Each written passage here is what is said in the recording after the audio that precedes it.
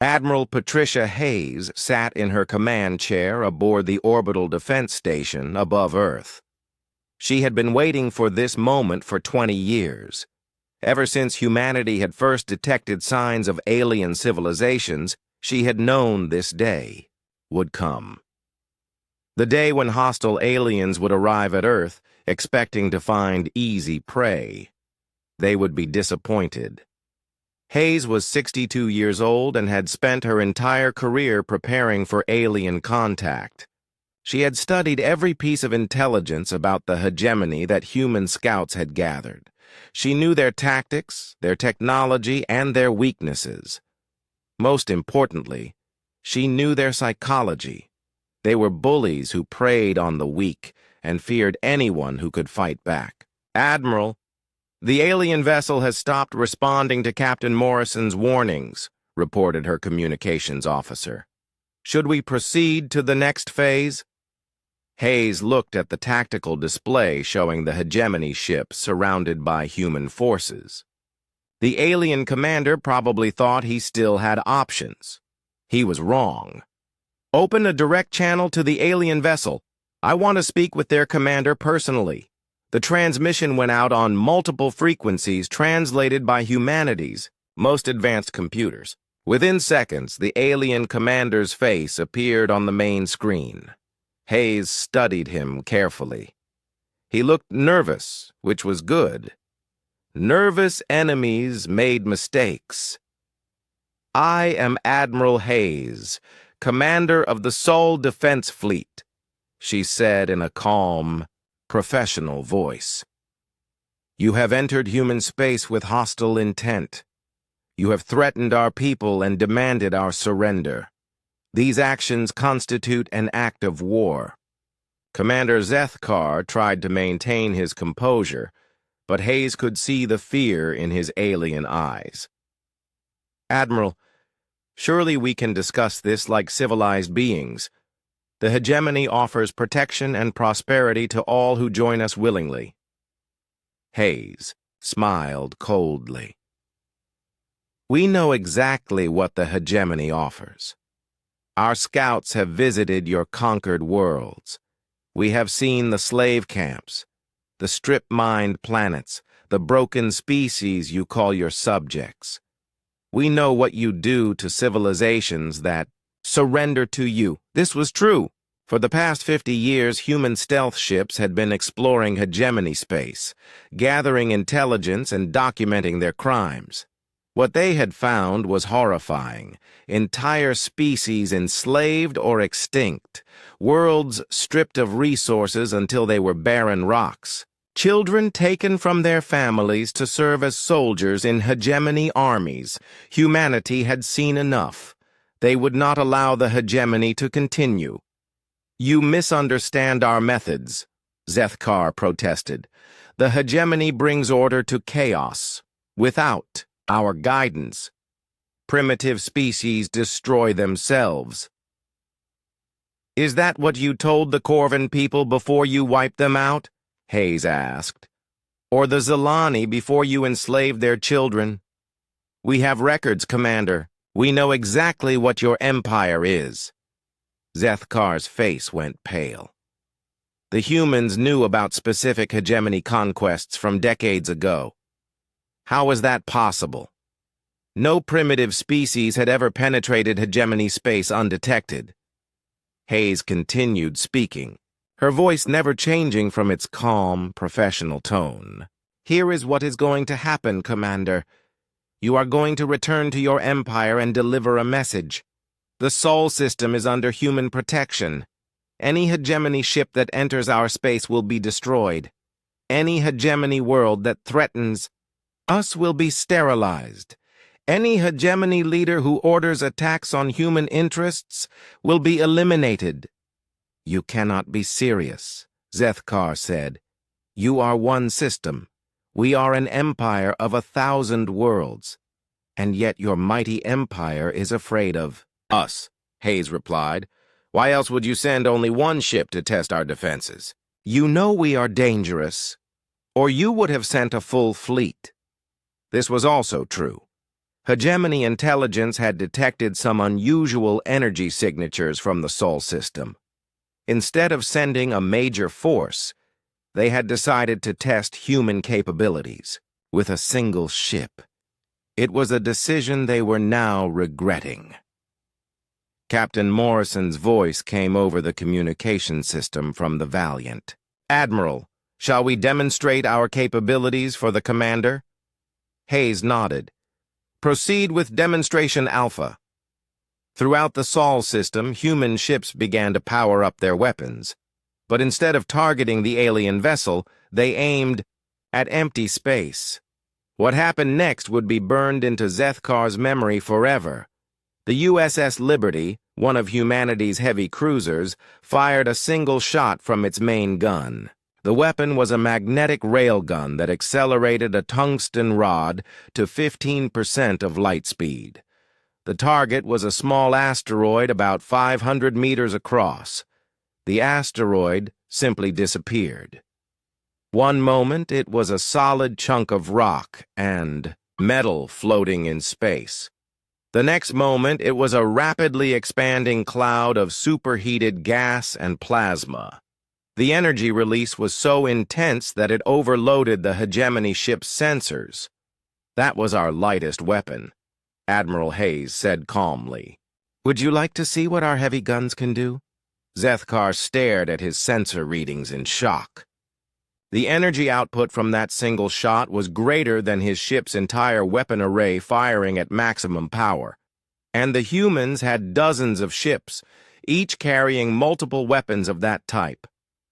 "Sir," his tactical officer whispered, "that shot contained enough energy to crack a moon.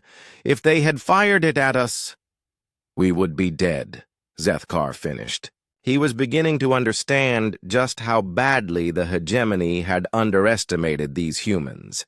But Admiral Hayes was not finished. "Commander, I want you to understand something very important. Humanity did not develop this technology to conquer other species. We developed it to protect ourselves from species like yours." She gestured to the tactical display. "Every human world is defended like this. Every human ship is armed like this. Every human citizen knows how to fight.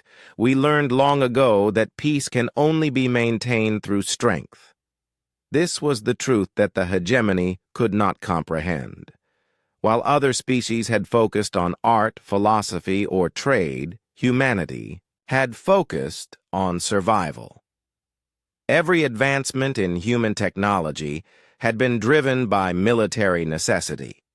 Every human child learned history filled with wars and the price of being unprepared. "But we are not unreasonable," Hayes continued. "We do not seek war with the Hegemony, we seek only to be left alone. Return to your empire and tell them this: withdraw from all systems within 100 light years of Sol. Release all enslaved species in those systems. Do this, and there will be peace between us." Zethkar could hardly believe what he was hearing. "You are demanding that we abandon entire sectors of space? Impossible. The Hegemony Council will never agree to such terms." "Then the Hegemony Council will learn what it means to face humanity in battle," Hayes replied. "We have been preparing for this war for a century, Commander. We know the location of every Hegemony world, every fleet base, every supply depot. We have weapons you cannot imagine, and allies you do not know exist."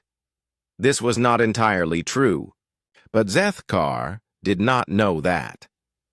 Human intelligence was extensive, but not complete. However, humanity did have something the Hegemony lacked: determination. They had spent decades preparing for this exact scenario. "You have one standard galactic year to comply with our demands," Hayes said. "After that, we will consider the Hegemony to be an active threat to human security, and we deal with threats very harshly." The transmission ended, leaving Zethkar staring at a blank screen. Around his ship, dozens of human warships maintained their targeting locks. He knew that if he made any aggressive move, his ship would be destroyed before he could fire a single shot. For the first time in hegemony history, one of their commanders was considering surrender. Admiral Kate Sullivan was drinking her morning coffee when the emergency alarm started blaring throughout Earth Defense Command. The sound cut through the quiet morning like a knife. Kate had been in the military for 25 years, and that alarm always meant something terrible was happening. She ran to the command center, still holding her coffee cup. Officers were rushing around, checking screens and making calls. The main display showed a map of known space with a red blinking dot in Sector 7 Alpha. "Report!" Kate ordered as she reached the central command station. Lieutenant Colonel Sam Harris looked up from his computer. "Admiral, we received an automated distress beacon from the USS Liberty. The message says they are about to be attacked by a massive alien fleet." Kate set down her coffee cup and studied the information on the screen. "How massive are we talking about?" "Early reports suggest over 2,000 ships, ma'am. Multiple alien species working together. The transmission includes recorded communications ordering the complete extermination of the Liberty's crew." Kate felt her blood turn cold. 2,000 ships against one small exploration vessel was not a battle. It was murder. "Have we confirmed this information?" "Yes, ma'am. The Liberty's sensor data shows Zephyrian Empire fleets along with ships from at least 5 other alien governments. This appears to be a coordinated attack approved by the Galactic Council." Kate stared at the screen in disbelief. The Galactic Council was supposed to keep peace between different species. If they had approved an attack on a peaceful human ship, it meant something had changed in galactic politics. Something bad. "Get me President Johnson on secure communications," Kate ordered, "and wake up every senior officer in the fleet. We need an emergency meeting in 30 minutes. 20 minutes later, Kate was standing in the White House Situation Room. President Marcus Johnson looked tired. He had clearly been woken up early to deal with this crisis. Around the table sat the most important military leaders in human space. "Ladies and gentlemen," the president began, "it appears that our peaceful exploration of space has come to an end. The Galactic Council has decided that humanity is too dangerous to be allowed to continue existing." General Paul Harrison, head of the Space Defense Corps, spoke first. "Mr. President, if we send ships to help the Liberty, we will be starting a war with half the galaxy. Is one ship worth that risk?" Kate felt anger rising in her chest. "With respect, General, this is not about one ship. If we do nothing, every human vessel in space becomes a target.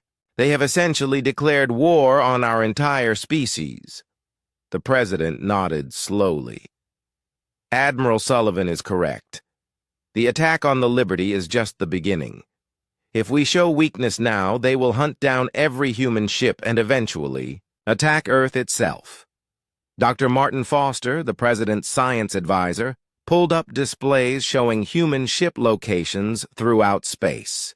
"Sir, we have over 300 vessels conducting various missions in deep space. If the aliens decide to hunt them all, we could lose thousands of people." "What are our options?" the president asked. General Harrison spread tactical charts across the table. "We could recall all human ships to Earth space and establish a defensive perimeter. It would keep our people safe, but it would also mean abandoning space exploration entirely." Kate had a different idea. "Mr. President, there is another option. We could show them exactly what humans are capable of when we are threatened." The room fell silent. Everyone knew Kate was talking about the Ghost Fleet. For 10 years, Earth had been secretly building advanced warships using technology that the galactic community did not know existed. These ships had never been used in combat, and most aliens did not even know they existed. "Admiral," the President said carefully, "are you suggesting we deploy classified assets?" "Yes, sir. The Ghost Fleet represents our most advanced technology. 50 ships that can outfight anything the galaxy has ever seen. If we are going to send a message, we need to make sure it is loud and clear." General Harrison looked worried. "Admiral, if we reveal our advanced capabilities, we lose the element of surprise. Every alien species will know what we can do." "Good," Kate replied. "Maybe then they will think twice before attacking human ships." The President was quiet for a long moment. Then he spoke in a voice that was calm but filled with determination. "Admiral Sullivan, you have authorization to deploy the Ghost Fleet. Show them what happens when they threaten humanity." Kate felt a mixture of excitement and fear. The Ghost Fleet had been her project from the beginning. She had overseen the development of every ship and weapon system. Now she would finally get to see if all that work had been worth it. "Thank you, Mr. President. We will not let you down." 2 hours later, Kate stood on the bridge of the UHS Retribution, the most advanced warship humanity had ever built. Around her, 50 similar ships were preparing for their first combat mission. Each vessel was equipped with technology that pushed the limits of human engineering. Captain Ben Rogers of the UHS Defiance appeared on the communication screen. "Admiral, all ships report ready for departure. Estimated travel time to Sector 7 Alpha is 5 hours and 30 minutes. "Thank you, Captain. Begin jump sequence on my mark." Kate looked around the bridge of her flagship. The crew was young and eager. Most of them had never seen real combat, but they had trained for this moment their entire careers. "All ships, this is Admiral Sullivan. Today we are not just rescuing one ship. We are sending a message to the entire galaxy. Humanity will not be intimidated. We will not run from bullies, and we will not allow our people to be murdered while the galaxy watches." The communication officer, Lieutenant Amy Foster, reported from her station. "Admiral, we are receiving updated transmissions from the Liberty. They are still alive but barely holding together. Captain Morrison reports they have managed to disable several enemy ships using modified equipment." Kate smiled grimly. Even facing impossible odds, humans found ways to fight back. "Navigation, plot the most direct course to Sector 7 Alpha. Engineering, I want maximum speed. Every minute we delay is another minute our people are fighting for their lives." Commander Linda Hayes, Kate's tactical officer, studied the sensor readings. "Admiral, the alien fleet is massive. Even with our advanced technology, this will not be an easy fight." "I never expected it to be easy, Commander, but I do expect it to be decisive. When we arrive at Sector 7 Alpha, I want every alien captain to understand that attacking humans was the worst mistake they ever made." As the Ghost Fleet prepared to jump to faster-than-light speed, Kate received one more transmission from Earth. President Johnson's voice came through clearly. "Admiral, the whole world is watching. Bring our people home." "You can count on it, sir," Kate replied. The ships disappeared into hyperspace, racing toward a battle that would change the balance of power in the galaxy forever. Behind them, Earth's defensive fleets moved into position, around the home system. If the Ghost Fleet failed, humanity would need every ship to defend their world. But Kate was not planning to fail. She had spent 10 years preparing for this moment. The aliens thought they were crushing a weak new species. Instead, they were about to discover that humanity's greatest strength was not their technology or their ships. It was their absolute refusal to surrender when their people were threatened.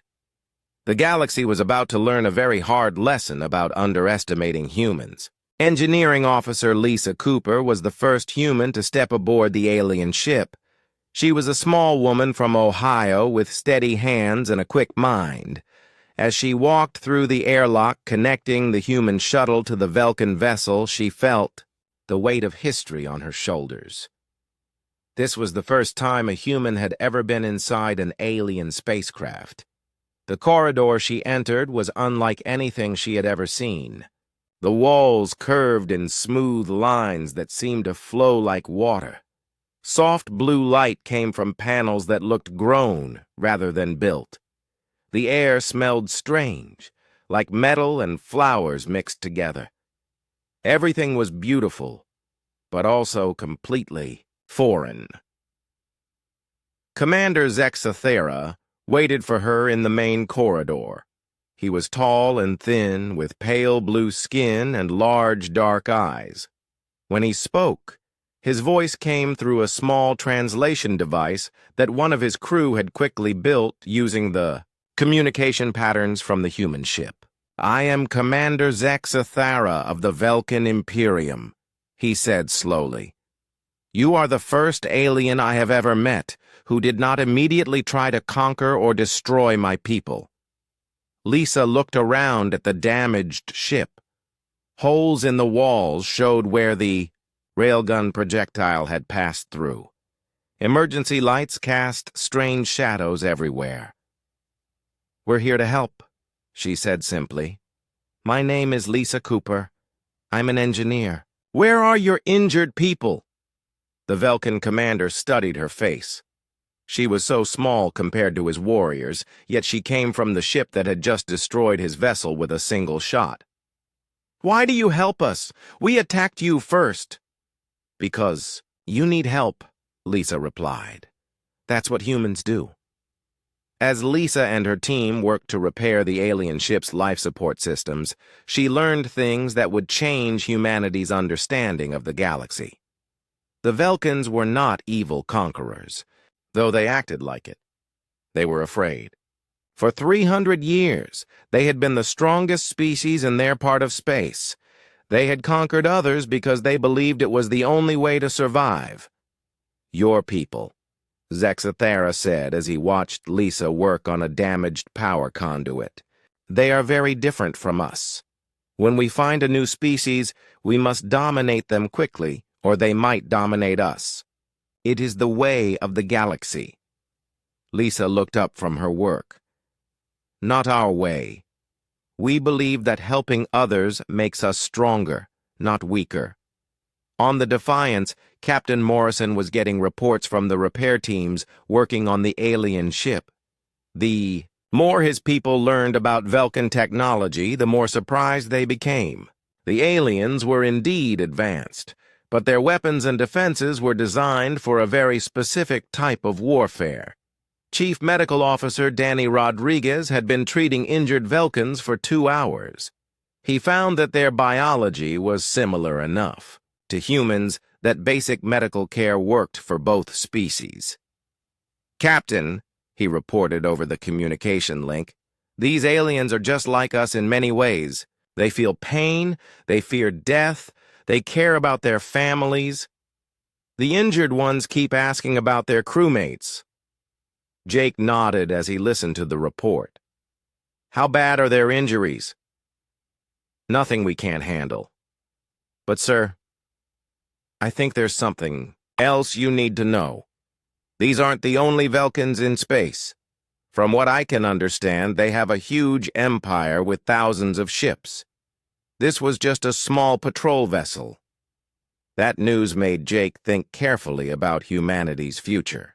If the Vulcans had thousands of ships, and this small patrol vessel had powerful weapons, then humans were facing an enemy much larger than Earth's entire space fleet. But they were also facing an enemy that could be defeated, as they had just proven. Back on the Vulcan ship, Lisa was making a discovery that would change everything. As she worked on the ship's computer systems, she found star charts showing the locations of Vulcan bases and patrol routes. She also found something else: records of dozens of other alien species that the Velkans had encountered over the centuries. "Commander," she said to Zexathara, "how many other species are there in the galaxy?"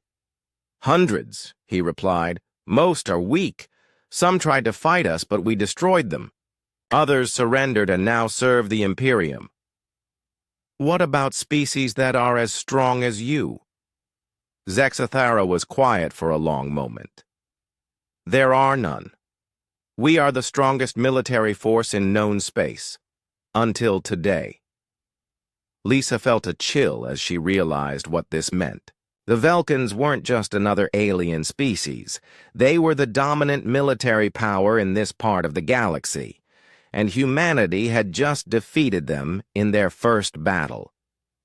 As the repair work continued, both species learned about each other.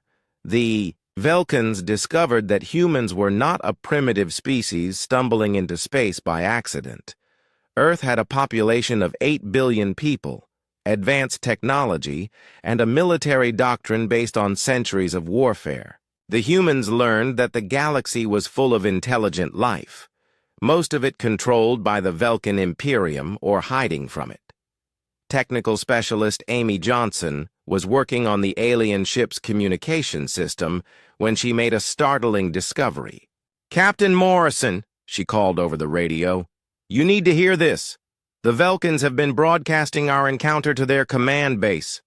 Jake felt his blood run cold. "What exactly have they been saying?"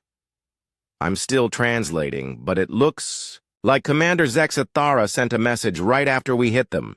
He told his superiors that they had encountered a new species with unknown military capabilities. He recommended immediate diplomatic contact." On the Velkan ship, Zexathara was watching his crew work alongside the humans. It was a strange sight. Velkan warriors and human engineers were cooperating to save his ship and his people. He had never seen anything like it in 3 centuries of Velkan military history. "Commander," his communications officer called out, "we're receiving a priority message from High Command." Zexathara walked to the communications station. The message was from Fleet Admiral Kethvar, the Supreme Commander of all Velkan forces. The Admiral's words were brief and direct. "Report immediately to Velkan Prime Base. Bring the aliens with you if possible. Do not engage in further combat without direct orders." When Zexathara shared this message with Captain Morrison, the human officer made a decision that would affect the future of both species. "We'll escort your ship to your base," Jake said. "But we're coming as equals, not as prisoners or conquered people." "I understand," Zexathara replied. "But you must know that many of my people will see your presence as a threat. The Velkan military has never allowed aliens into our territory as equals." "Then it's time for that to change," Jake said firmly. As the 2 ships prepared to leave, the Helix Nebula together, both crews knew that they were making history. The Velkans were bringing the first aliens they had ever met as potential allies, rather than enemies or slaves. The humans were about to enter a galactic civilization as a major power, rather than a minor species seeking protection. Chief Weapons Officer Ryan Carter ran one final check on the Defiance's weapons systems. He knew that they might be flying into a trap, surrounded by hundreds of alien warships. But he also knew that if the Velkans wanted another fight, humanity was ready to give them one. "All weapons ready, Captain," Ryan reported. "If they try anything, they'll regret it." Jake looked out at the stars ahead of them. Somewhere in that darkness was the heart of an alien empire that had ruled this part of the galaxy for 3 centuries. Tomorrow, they would learn whether humanity's first contact would end in friendship or war. But tonight, human and alien crews worked together to save lives and repair damage. It was a small beginning, but it might be enough to change the galaxy forever. 6 months had passed since the human ultimatum reached the hegemony homeworld. Supreme Commander Vashati sat alone in her private chambers, staring at reports from across the galaxy. The news was all bad, and it was getting worse every day. The first sign of trouble had come from the outer territories. Hegemony garrison commanders reported that their slave populations were becoming restless. Somehow, word of the human message had spread to every conquered world. The enslaved species now knew that someone was challenging their masters. Hope was a dangerous thing when it reached the oppressed. Then came reports of mysterious technical failures. Hegemony ships were suffering engine breakdowns in deep space. Communication networks were experiencing random outages. Weapon systems were malfunctioning during routine maintenance. At first, these incidents seemed like coincidences. Now Vashati suspected they were anything but random. A soft chime announced an incoming message. War Marshal Krone Dar appeared on her communication screen, his face grim with defeat. Supreme Commander, I must report another withdrawal. The Vega Sector fleet has abandoned 3 more systems. The local populations rose up in rebellion, and our forces were unable to maintain control. Vashati closed her eyes in frustration. This was the pattern that had been repeating across hegemony space for months. Local uprisings that should have been easily crushed were somehow succeeding. The rebels had access to advanced weapons and tactical information that they should not possess. It was as if someone was supplying them with everything they needed to fight back. How many systems have we lost this month? She asked. 17, Supreme Commander. And our intelligence suggests that more rebellions are being planned. The humans appear to be coordinating resistance movements across multiple sectors. The humans. Everything came back to those mysterious beings from the Sol system. They had kept their word about not attacking hegemony forces directly. Instead, they were doing something far more devastating. They were teaching the hegemony's victims how to free themselves. Commander Rick Palmer of the USS Shadow had spent the last 6 months conducting the most successful intelligence operation in human history. His stealth ship had followed the Crimson Talon's quantum signature directly to the hegemony homeworld, then continued to map their entire empire. Palmer and ships like his had visited hundreds of hegemony worlds, always staying hidden, always gathering information. They had documented the locations of slave camps, military bases, and resource extraction facilities. More importantly, they had made contact with the enslaved populations. The humans had not come as conquerors. They had come as liberators. To every oppressed species they encountered, they offered the same thing: hope, weapons, and tactical support. The message was always the same. You do not have to live as slaves. We will show you how to fight back. On the bridge of the Shadow, Palmer reviewed the latest intelligence reports. Lieutenant Walsh, what is the status of the Zalani liberation operation? Karen Walsh smiled as she read her display. The Zalani have successfully captured their primary orbital facility, sir. Hegemony forces have been driven from the system entirely. The Zalani Provisional Government is requesting membership in the Liberation Alliance. This was how the humans operated. They did not invade planets or impose their own rule. Instead, they helped enslaved species reclaim their freedom, then offered them protection and alliance. It was a strategy that the hegemony could not counter because it turned their own victims against them. Back on Earth, Admiral Hayes stood in her command center watching the holographic display that showed the changing face of the galaxy. Green lights marked systems that had been liberated from hegemony control. Blue lights showed systems under human protection. Red lights indicated remaining hegemony strongholds.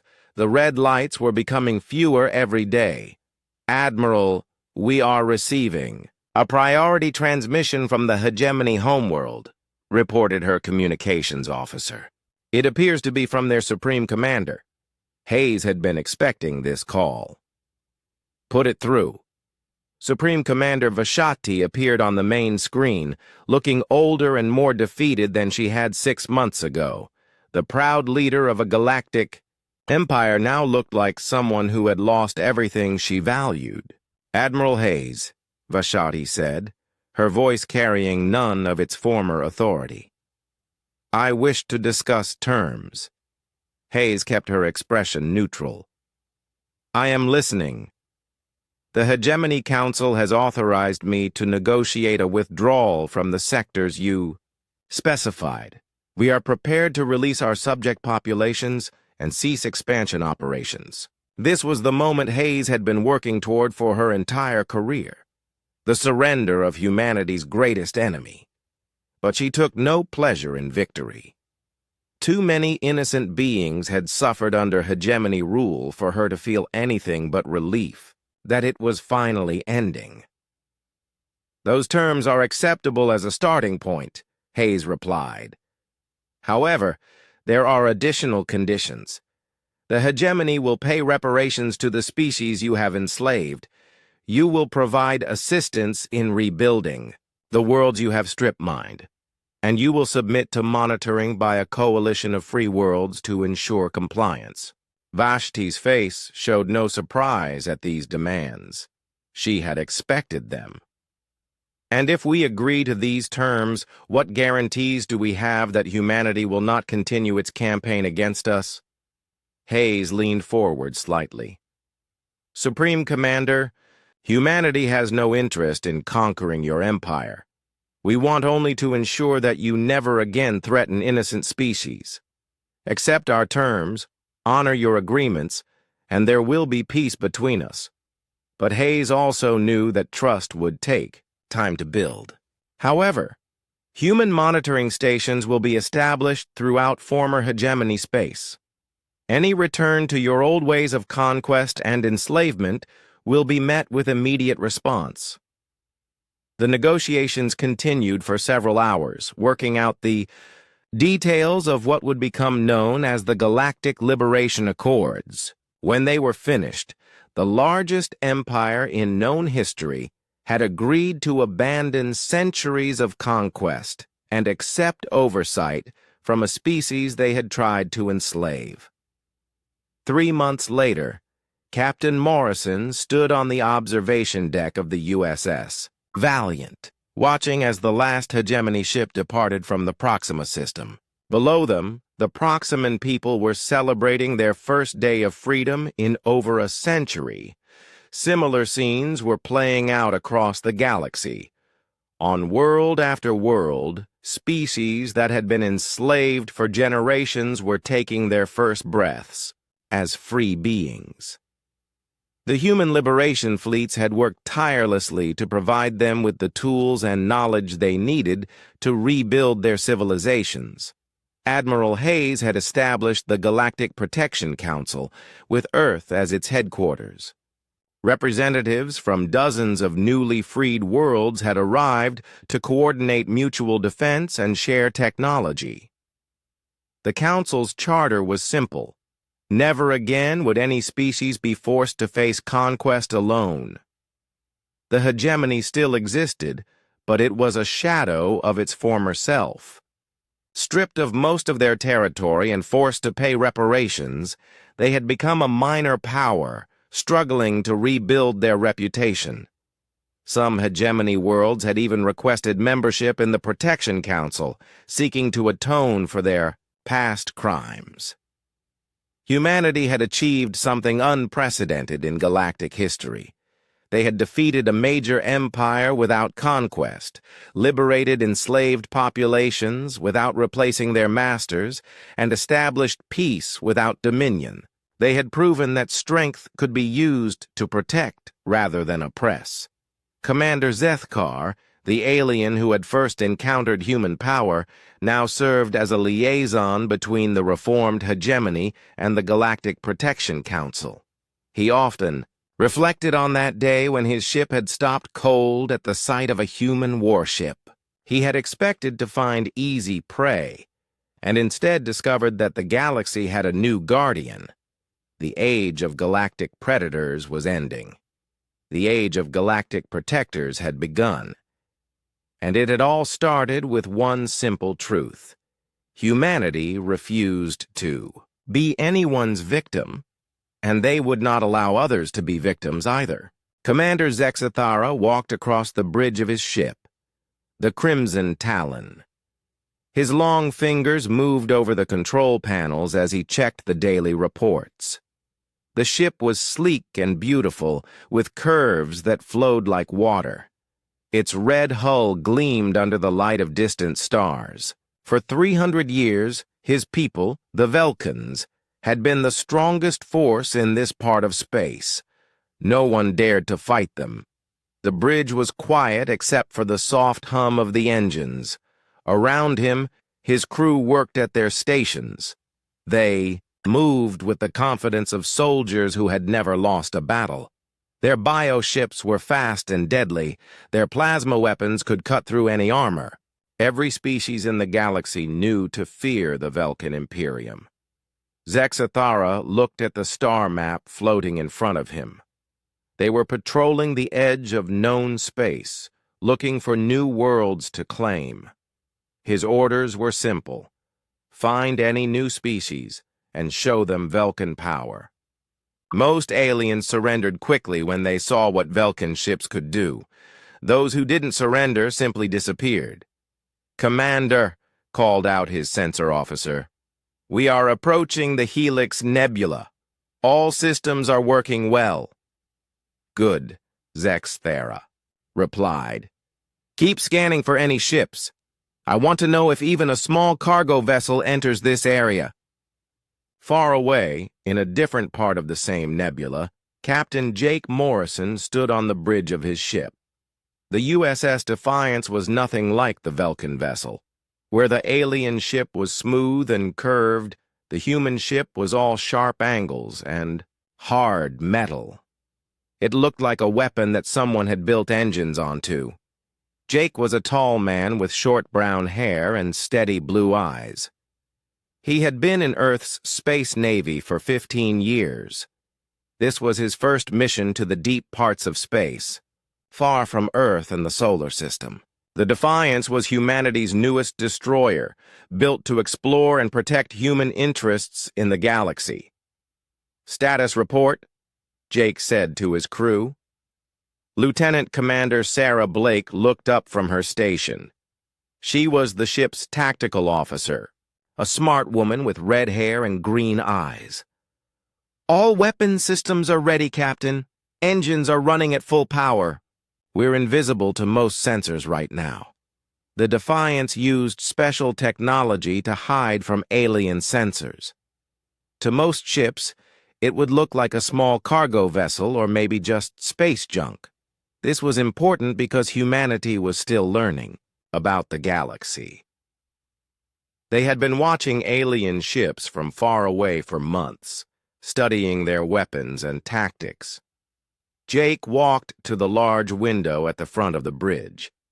Outside, colorful gas clouds of the Helix Nebula swirled in beautiful patterns. Hidden somewhere in those clouds might be alien ships. Earth's leaders had sent the Defiance here to see what was beyond human space. "Sir," called out the navigation officer, Danny Rodriguez, "we're on course to exit the nebula in 6 hours. No contacts yet." Jake nodded. The crew of the Defiance was young but well-trained. They came from all over Earth, brought together by their desire to explore the stars. Unlike the Velkans, humans had no experience fighting in space, but they had spent centuries fighting each other on Earth. That experience had taught them to build ships that could survive anything. The human destroyer was covered in thick armor plating. Its weapons were different from anything the galaxy had seen before. While most aliens used energy weapons like lasers and plasma cannons, humans preferred kinetic weapons. Railguns that fired metal slugs at incredible speeds. Missile launchers loaded with nuclear warheads. Simple weapons that used the basic laws of physics to destroy targets. Chief Weapons Officer Ryan Carter was checking his systems for the third time that day. He was a young man from Texas with a serious face and quick hands. The ship's main railgun was his responsibility. It was a massive weapon that ran almost the full length of the ship. When fired, it could send a tungsten slug flying at 12% of light speed. "All weapons are ready, Captain," Ryan reported. "The railgun is charged and the missile tubes are loaded." Jake smiled. He hoped they wouldn't need weapons on this mission, but it was good to know they were ready. Human ships were built on a simple idea. If something wanted to hurt humanity, humans would hurt it back 10 times harder. On the Velkin ship, Commander Zexathara was growing bored. They had been patrolling for days without finding anything interesting. Most of this region of space was empty except for a few primitive species that barely knew how to build rockets. His crew was restless too. They wanted action, a chance to show their skills. "Commander," the sensor officer suddenly said, "I'm detecting something strange. There's a ship ahead of us, but the readings don't make sense." Zexathara moved quickly to the sensor station. On the screen, he could see a small dot moving through space. The computer was having trouble identifying it. The ship appeared to be made mostly of metal, which was unusual. Most advanced civilizations used biomaterials or energy-based hulls. "How big is it?" Zexathara asked. "About 300 meters long. Much smaller than us. But, Commander, the mass readings are very high." "It's much heavier than it should be." Zexathara frowned. A heavy ship usually meant thick armor or primitive construction. Either way, it suggested a species that was not very advanced. "What kind of weapons does it have?" The sensor officer studied his readings. "I'm not sure, sir. There are several large structures on the hull, but they don't match any known weapon designs. They might be communication arrays or sensor equipment." "Probably a cargo ship," Zexathara decided. "Or maybe a primitive warship from one of the local species. Either way, this is a perfect chance to show them Velkin power." He had no way of knowing that he was looking at one of humanity's most advanced warships. The Defiance's armor was so thick that Velkin sensors couldn't tell what was underneath. The railgun looked like a communication dish to aliens who had never seen kinetic weapons. To the Velkins, humans appeared to be just another weak species ready to be conquered. "Set course to intercept," Zexathara ordered. "We'll see what these aliens are made of." Both ships moved toward each other through the colorful gases of the nebula. Neither captain knew that this meeting would change the galaxy forever. The Velkins expected an easy victory over a primitive species. The humans were about to get their first real test against alien technology. In a few hours, the universe would learn what happened when an unstoppable force met an immovable object. But first, two very different ships had to find each other in the vast darkness of space.